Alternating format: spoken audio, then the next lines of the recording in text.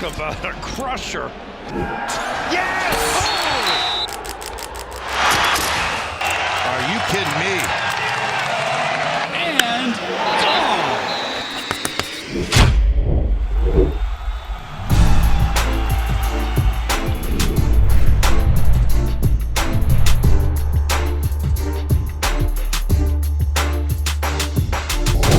Welcome back to the Schoolyard Sports Lane Frank podcast. I'm the host of this podcast, Lane Frank. We're now on episode number 46, everybody. Yes, we're 46 episodes through, and there's so much to discuss in this action-packed episode, everybody. College football showcase is making a return. Cam Newton gets cut by the New England Patriots. Definitely going to discuss that this episode.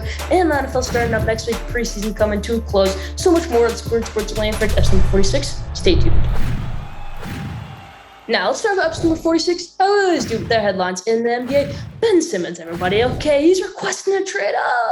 Yes, I'm giving a list of teams that he's requesting a trade, though. I'm going to say the three teams should go after him. The Kings, the Warriors, and the Spurs, everybody. Okay, let me break down each one. The Kings, they said they're not going to give De'Aaron Fox. Not going to give Tyrese Halliburton. Notice number 9 overall draft pick, Davion Mitchell, isn't mentioned in that sentence, everybody. Okay, if they're going to get Ben Simmons, they're going to give up Davion Mitchell. That's all I'm trying to say here. Maybe not a great deal for the Kings, but a great. If Ben Simmons goes to the Kings, you could have a lineup of De'Aaron Fox, Tyrese Halliburton, and Ben Simmons. You can have a three-man backcourt. I know that sounds funky.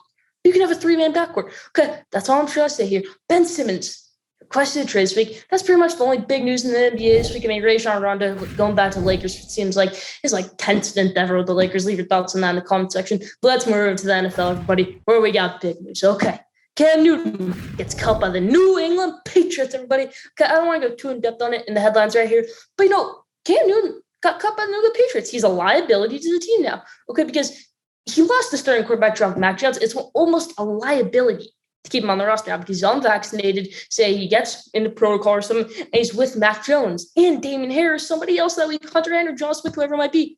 All of those players are out that week, including Cam Newton. So it's just a liability to have on the team as a backup right now, Cam Newton. And they still got two solid backups in the team. You still got Brian Hoyer. You still got Jarrett Stim, who everyone's saying, Jarrett Stim's going to be the starting quarterback for this team. I mean, last year until they signed Cam Newton, people were saying, Jarrett Stim's starting quarterback, and then Cam Newton comes in, obviously. But just interesting thing to think about. Okay, Mac Jones, starting quarterback in New England Patriots. An amazing move by Josh McDaniels, Bill Belichick, and company, everybody. Okay, but the New England Patriots have cut Cam Newton. That's pretty much the only big news that we saw from cut day in the NFL. Let's move to college football, where we got a lot of news, everybody. Same thing with the NFL, Cam Newton thing. I don't want to go too crazy in college football in the headlines because we got college football showcase coming up, everybody. I'll be picking the games of the week and so much more. College football's back, everybody. It is. College football is back. Okay, starts on Thursday, Friday, Saturday, and Sunday. And we got the Week 0 games last week. Just an amazing thing to see. College football coming back, everybody. So much more stuff coming for Schoolyard Sports Lane Frank, episode number 46. Stay tuned.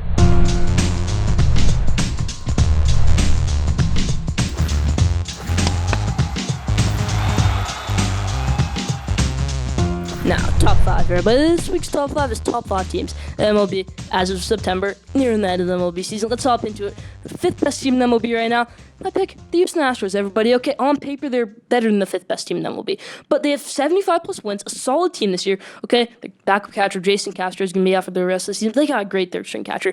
That's all I'm trying to say, everybody. Okay, just great catching unit, great pitching unit. Great lineup for the Houston Astros. This isn't an elite Houston Astros team. This isn't a 2019 World Series Houston Astros team. This isn't a 2017 World Series Houston Astros team. This team isn't going to make the World Series. That's going to be the White Sox, who I'll talk about later in the episode. But the 5th best team in the MLB right now is the Houston Astros. Next team, number 4, Tampa Bay Rays. You can say, whoa, why are the Rays the 4th best team in the MLB? You want to know what? Why? Because Tyler Glasnow, their ace, he has Tommy John series. He's going to be out for the rest of the year. This team's not going to do well in the postseason. Okay, the Rays have the worst home field advantage in the MLB because they don't have many fans. I've never met a Rays fan. I've never heard of a true diehard Rays fan in my life. Have you? Leave that in the comment section. But I think when it comes playoff time, the Rays are going to struggle a little bit. I love Wander Franco. 32-game on-base streak, one of the greatest ever. Okay, one of the longest streaks ever on-base streak. That's all I'm trying to say. Wander Franco, an amazing player. Maybe next year they can make the leap again to win the World Series. But I don't see them making it again this year. Okay, great run last year. Tampa Bay Rays made the World Series. Yeah. Not this year. Not this year. I'm sorry, Tampa Bay Rays fan. Never heard of one. But Tampa Bay Rays not going to make the World Series this year. That's all I'm trying to say. 4th best team in MLB, Tampa Bay Rays. Number 3, the Chicago White Sox, everybody. Yes, still my World Series pick. Yasmani Grandal, Luis Giolito, Lance Lynn. Eloy Jimenez, Luis Robert, reigning MVP Jose Abreu. Okay, Yohan Moncada at third base. Just a great overall team, everybody. Okay, you got Liam Hendricks, an elite closer. All-star closer this year, okay? And he was the best closer in the MLB last year. That's all I'm trying to say. Okay, White Sox, the third best team in the MLB, and will win the World Series here. Chicago White Sox. Number 2, Los Angeles Dodgers, everybody, okay? Los Angeles Dodgers, the second best team in the MLB, okay? They got a great lineup, everybody. But I think when it comes playoff time, it's going to be an NLCS matchup. It's going to be the Dodgers, and it's going to be against the Giants. Okay, I think the San Francisco Giants come up on top. They make the World Series. They are the best team in the MLB right now. I don't think they win the World Series. I already said it. It's going to be the Chicago White Sox. But as of right now, this Dodgers lineup is very, very good. But I think the Giants might be better. They are better than the San Francisco Giants. No debate about it in my mind. The San Francisco Giants are the best team in the MLB. As of right now, not going to win the World Series. Not going to win the World Series, San Francisco Giants. That's all I'm trying to say. That's going to be the Chicago White Sox. I've already named it. That's part for Top 5 this week. Leave your thoughts in the comment section.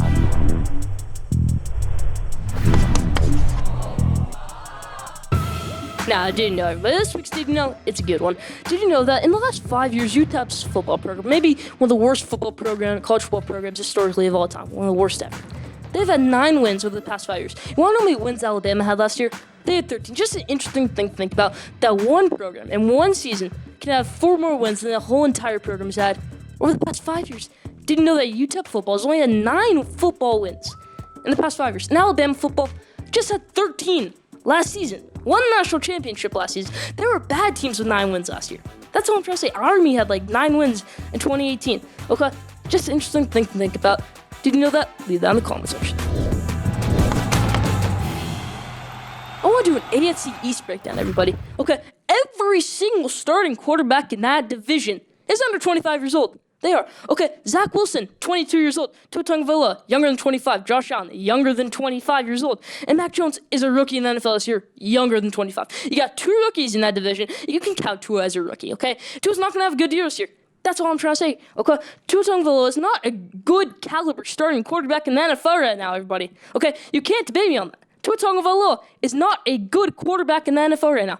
Zach Wilson, if I got to choose right now, who would I want to take for the next 15 years of my franchise? I would take Zach Wilson over Tua Tagovailoa. I would take Mac Jones over Tua Tagovailoa, and I would certainly take Josh Allen over Tua Tagovailoa. Okay, just interesting thing to think about how young this division is. I think the Dolphins have a chance to finish last in this division. I really do. I think the New York Jets are going to be bigger and improved this year. They got Corey Davis at wide. They got Jameson Crowder coming back. Yeah, they still got a terrible defense, but they got an improved offensive line. Mekhi Becton's going to be better this year. They got Elijah Vera Tucker. Just an interesting thing to think about. Leave your thoughts in the AFC East in the comment section. Just an interesting thing thinking about. I love Mac Jones. I love Mac Jones being the starting quarterback of this team. And I also love the decision by the New England Patriots to bench Cam Newton, or just cut Cam Newton. I already talked about it earlier. Cam Newton will never ever be a starting quarterback in the NFL again. Okay? He may start a game, say in the year 2022, start a game. Starting a game and being a starting quarterback is a different thing. If you're a starting quarterback, you play 13 plus games a year, maybe even more. Okay? That's all I'm trying to say here. Cam Newton will never, ever be a starting quarterback in NFL history ever again. Okay? He will never, ever be a starting quarterback again. That's all I'm trying to say. That's about for my AFC East breakdown. Leave your thoughts in the comment section. That's about for that this week.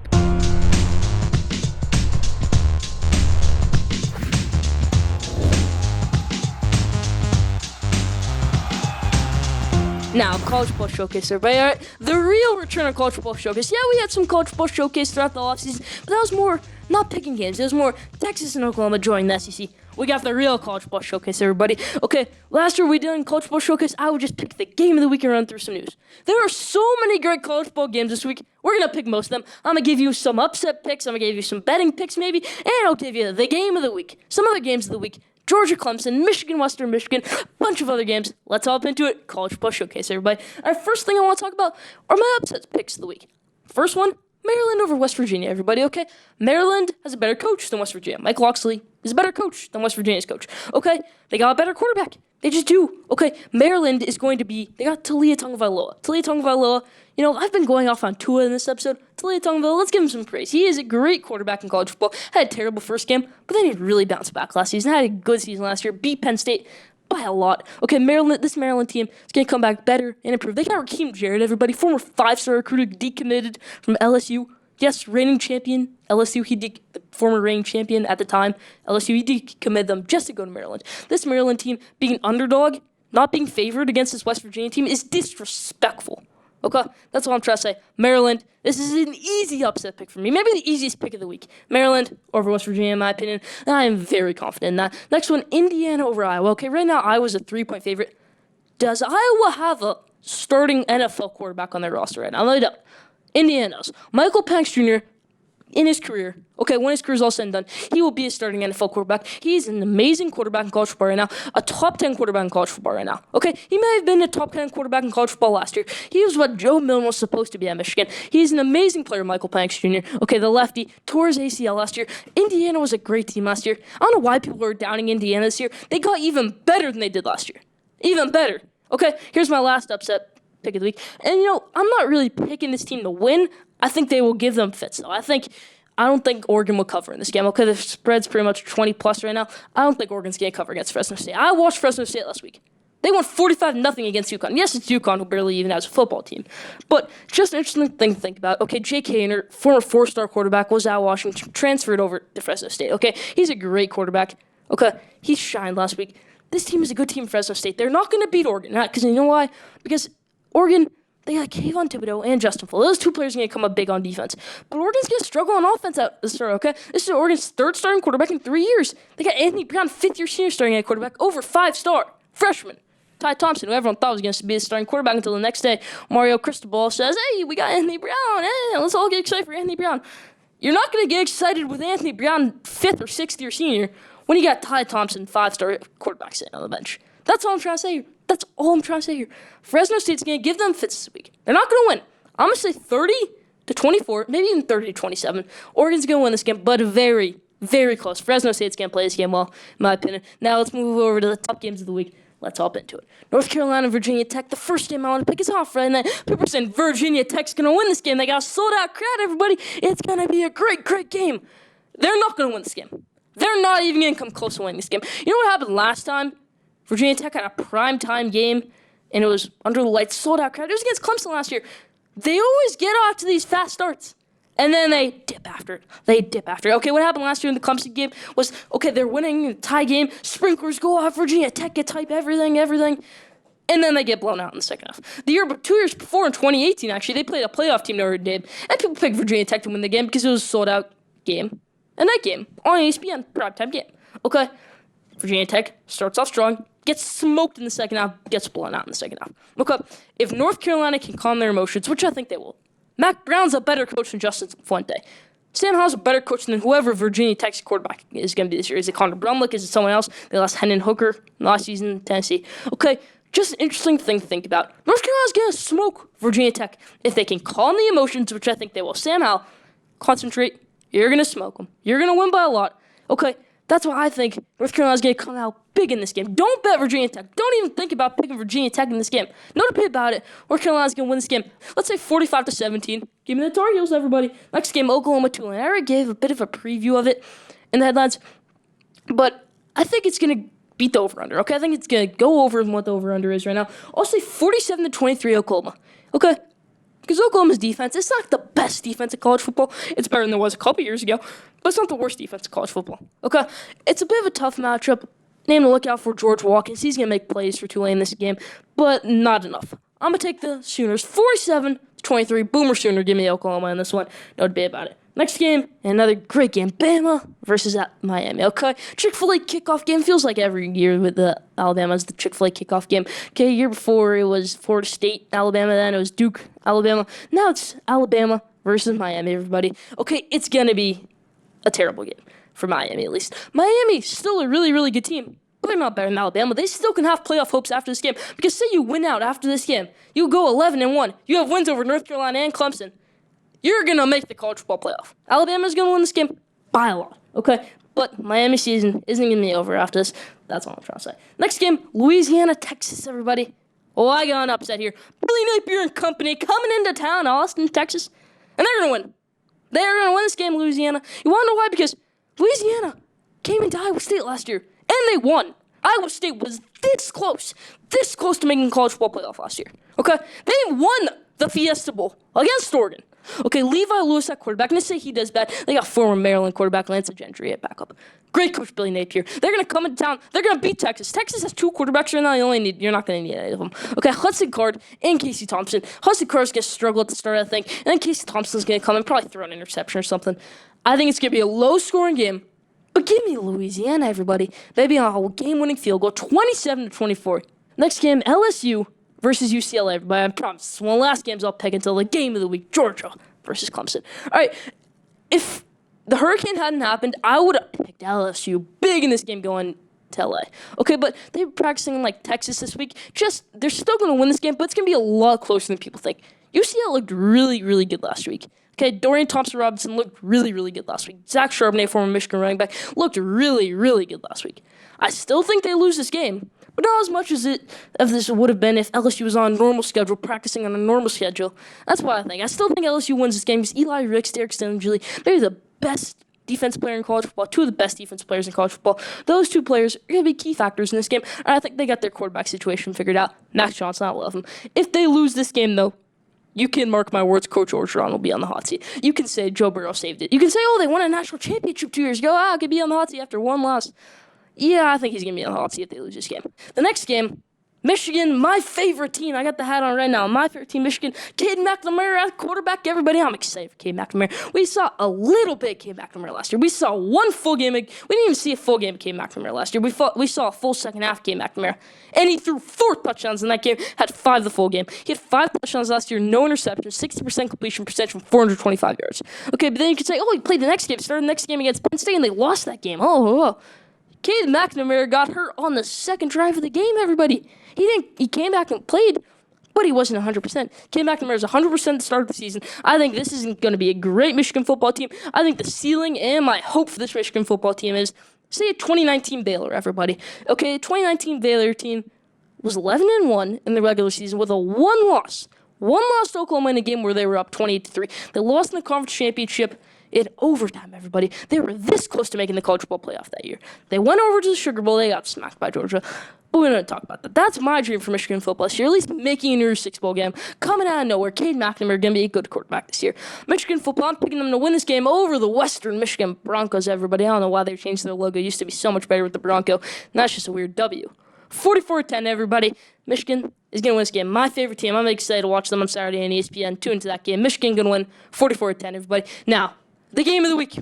On a neutral site, the game we've all been waiting for, a top 5 matchup. Georgia versus Clemson. Georgia was 100% they'd win this game. They're not 100% healthy, everybody. They got George Pickens out wide receiver. He's not going to play this game. He might be the best wide receiver in college football when healthy. He tore his ACL in spring ball. Tyke Smith, who they had a great transfer coming in. He's not going to play this game. He's hurt. They had Reed Gilbert come in as a transfer. He's not going to play. He's suspended from the team right now. Same with Darion Kendrick, I think. Okay, I think neither of these teams are going to live. I don't think this game's going to live up to that. But I think it's going to be maybe an Alabama-Florida State 2017 kickoff game. That game didn't live up to that. Alabama literally crushed them, and DeAndre Francois seems like he never ever played a college football game again after that. I actually don't think he ever played a college football game after at least a meaningful one. Okay, he got kicked off the Florida State football team after that year because he tore his ACL in the first game, the Alabama game. But that's besides the point. Okay. Georgia football, everybody. They're not going to win this game. I'm sorry, JT Daniels. You're going to shine. You're going to shine. You're going to play well, but you aren't going to win this game. You are not going to win this game. I don't think DJ Wungale comes up big in this game either. I think he struggles at the start. I think he throws maybe an interception or 2 in this game. Okay. I think it's going to be a almost boring game. I'm going to take Clemson to win this game 35-17, everybody. That's the game of the week. Clemson beating Georgia 35-17. Maybe the highest ranked matchup we'll have all year. Great games this week. Great slate of games. More to come on Schoolyard Sports Lane for episode 46. Stay tuned.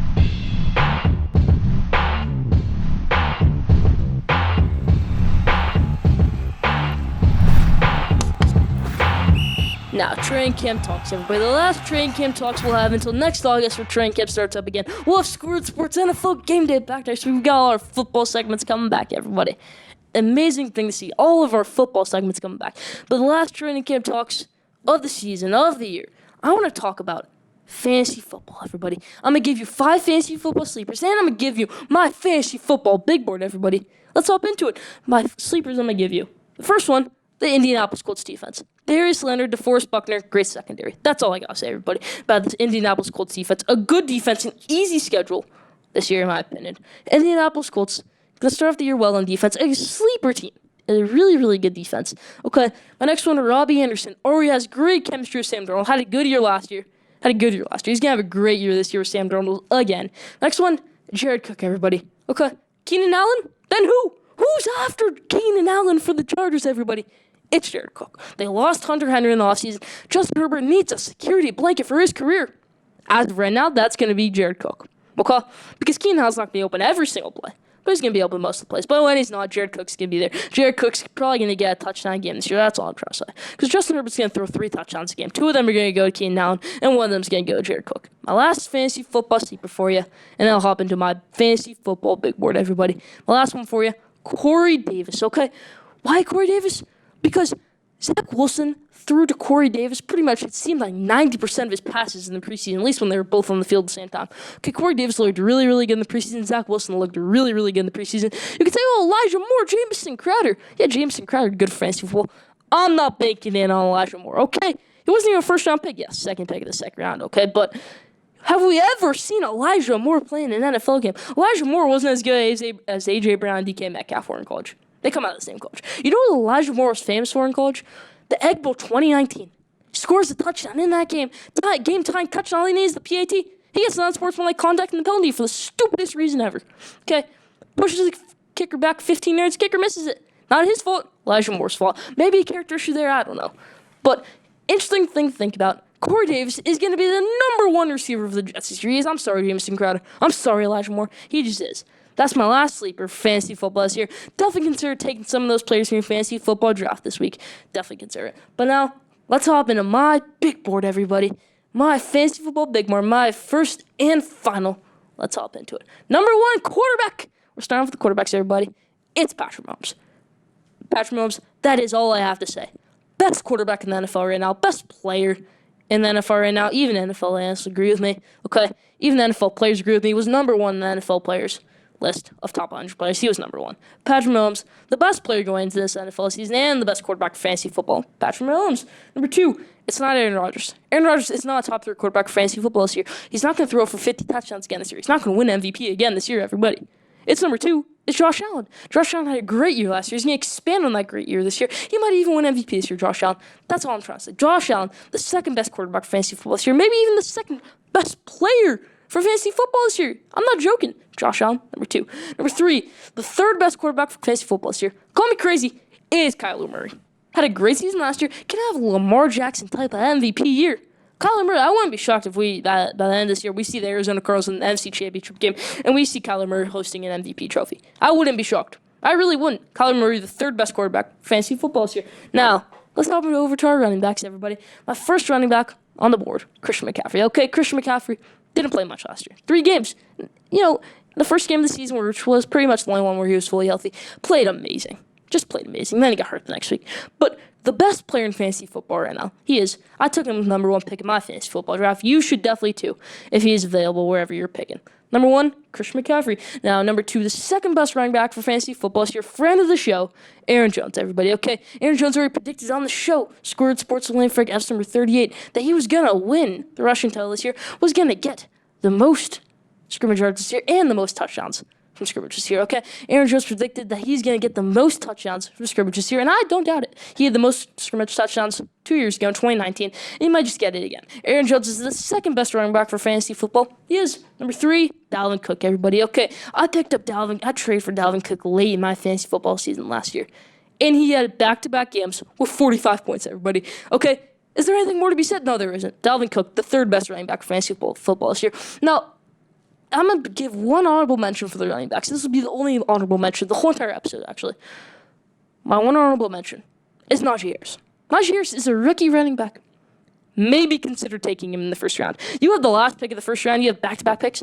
Take Najee Harris, then take a wide receiver. Okay, Najee Harris is going to be a great player this year. He is. Najee Harris is going to have a great rookie season. Going to be maybe the best rookie in the NFL this year.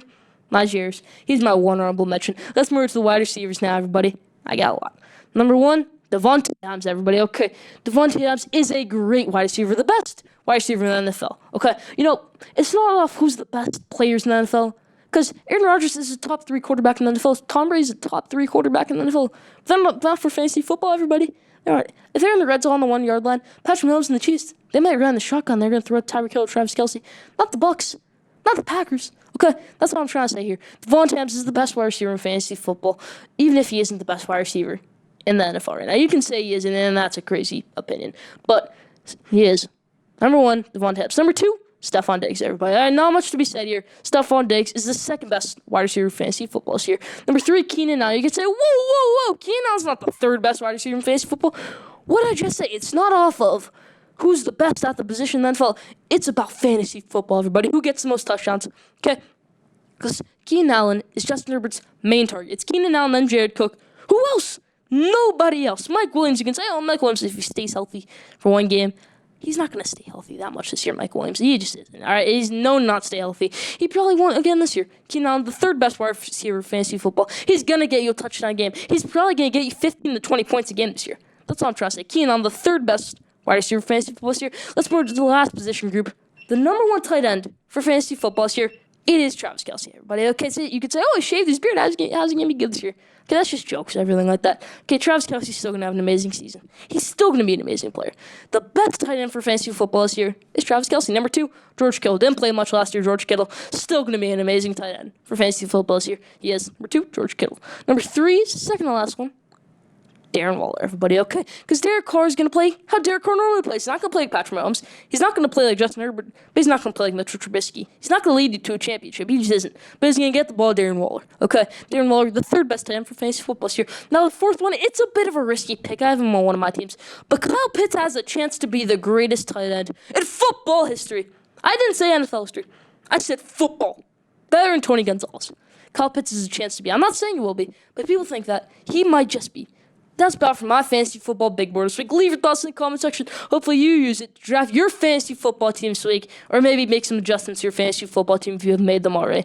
That's about for Training Camp Talks this year, everybody. We'll see you back in August, Training Camp Talks. Let's move to Schoolyard Sports NFL Game Day next week. Still more to come. Schoolyard Sports Lane Frank, episode number 46.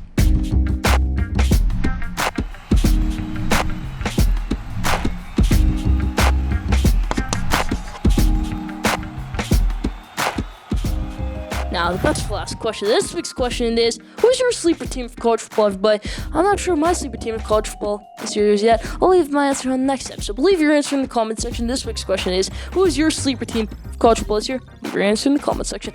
That's about for Schoolyard Sports Land for episode number 46. It was a great episode, everybody. Thank you so much for tuning in. I'm so excited for college football. Leave in the comment section if you're super excited for college football. If you watch the show, you better be. Okay, college football, amazing thing to be back. But thank you for tuning in. Follow Schoolyard Sports on Instagram at Schoolyard Sports. Follow Schoolyard Sports on Twitter at Schoolyard Sport. Follow Schoolyard Sports on TikTok at Schoolyard Sports. Follow DB Podcast, the best podcast producers in the game on Instagram at DB Podcast. Just stay tuned for the best sports content in the world. We'll be back here next week on episode number 47. Stay tuned.